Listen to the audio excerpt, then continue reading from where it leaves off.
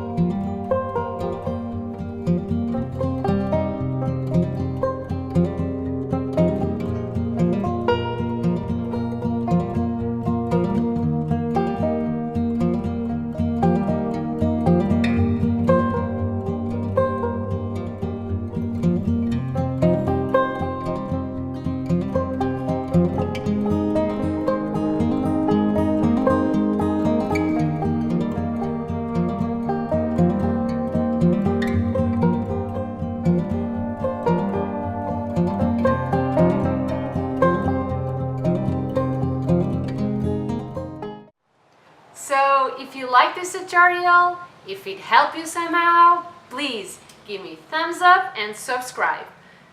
And if you need any help at all, if you have some ideas for new tutorials, I will try to do my best to help you. So write in the comment section and I will promise to get back to you as soon as possible.